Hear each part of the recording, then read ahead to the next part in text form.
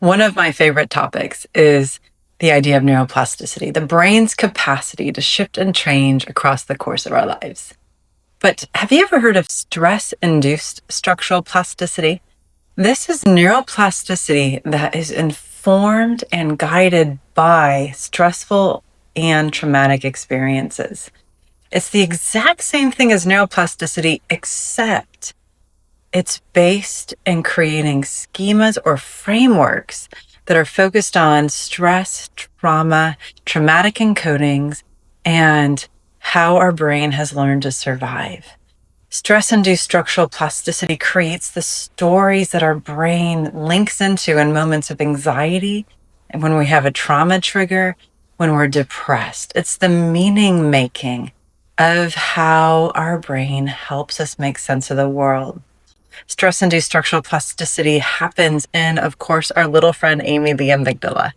And it's actually linked into a very specific nuclei there that then tags and strengthens bonds with our hippocampus and says, hey, little memory center over there, you need to remember this narrative story about this hard, painful, or difficult thing. And because our amygdala is always focused on our survival, it's recruiting other brain parts as well as our hippocampus to help create a narrative going forward. And all of that then circles up to our thinking brain that then feeds down into our sense of self, our sense of safety, lovability, and success. Those three core amygdala values. So if we have experienced childhood trauma, if we've experienced chronic stress, if we've experienced a traumatic event in our adulthood, then there's a good chance that stress-induced structural plasticity exists. And of course, the earlier the stressful events, the more stress-induced structural plasticity we may have.